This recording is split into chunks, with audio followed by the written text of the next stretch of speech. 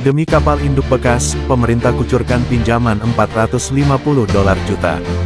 Prolog, keputusan mengejutkan. Di tengah kondisi ekonomi yang masih belum sepenuhnya pulih, publik dikejutkan oleh sebuah keputusan besar. Pemerintah berani mengucurkan pinjaman sebesar 450 juta dolar hanya untuk satu tujuan, memboyong kapal induk bekas ke tanah air. Kabar ini langsung menyebar cepat, memicu rasa penasaran, sekaligus perdebatan sengit. Mengapa pemerintah berani mengambil langkah sebesar ini? Apakah kapal induk bekas benar-benar sepadan dengan nilai pinjaman raksasa itu? Awal ambisi maritim. Kisah ini sebenarnya tidak lahir dalam semalam. Sejak beberapa tahun lalu, pemerintah sudah menegaskan arah strategisnya, menjadikan Indonesia sebagai poros maritim dunia. Dengan lebih dari 17.000 pulau dan jalur laut tersibuk dunia yang melintasi perairannya, Indonesia menyadari bahwa kekuatan laut bukan sekadar pelengkap tapi penopang utama kedaulatan dan keamanan nasional. Namun, bicara kekuatan laut bukan hanya soal kapal perang kecil atau kapal selam. Ada satu simbol yang selalu dikaitkan dengan negara adidaya, kapal induk. Bagi pemerintah, memiliki kapal induk bukan hanya soal gengsi. Lebih dari itu, kapal induk dianggap sebagai alat diplomasi kekuatan, menjadi tanda bahwa Indonesia serius menjaga wilayah lautnya, sekaligus siap berperan lebih besar di kawasan Indo-Pasifik.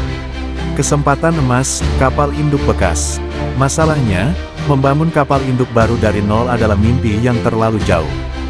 Biayanya bisa mencapai belasan miliar dolar, dengan waktu pembangunan yang memakan 8 hingga 12 tahun. Karena itu, ketika sebuah negara sahabat yang sedang melakukan modernisasi armadanya menawarkan kapal induk bekas, pemerintah melihat ini sebagai peluang emas. Meski usianya sudah tidak muda lagi, kapal induk tersebut dinilai masih cukup tangguh, terutama jika hanya digunakan untuk latihan, patroli terbatas, dan sebagai pusat komando laut. Dengan sedikit modernisasi, kapal itu bisa langsung difungsikan. Negosiasi berlangsung cepat. Tekanan waktu sangat besar, karena negara penjual ingin segera melepasnya agar tidak terbebani biaya penyimpanan dan perawatan. Inilah yang akhirnya mendorong pemerintah mengambil langkah berani, menyetujui kucuran dana jumbo melalui pinjaman 450 juta dolar. Detail pinjaman. Pinjaman ini tidak hanya untuk biaya pembelian kapal induk semata. Menurut dokumen awal yang beredar, dana tersebut mencakup 1. Pembayaran awal kapal induk. 2. Logistik pengiriman dan kru teknis dari negara asal. 3. Modifikasi awal agar kapal bisa segera dioperasikan di perairan Indonesia. 4. Pelatihan kru TNI AL yang akan menjadi operator utama kapal. Dengan kata lain, 450 juta dolar ini hanyalah gerbang awal. Setelah kapal induk tiba di Indonesia, biaya lain akan tetap muncul, perawatan tahunan, infrastruktur pelabuhan khusus, hingga pesawat tempur yang akan berpangkalan di atasnya. Pro dan kontra, keputusan ini segera menimbulkan dua kubu yang saling bertolak belakang. Pihak pendukung berargumen bahwa, harga kapal induk bekas jauh lebih murah dibanding membangun baru. Kapal ini bisa menjadi pusat pelatihan generasi pertama prajurit AL Indonesia yang menguasai kapal induk. Kehadirannya akan menjadi deteren efek, memberi pesan kuat ke negara-negara lain bahwa Indonesia mulai naik kelas.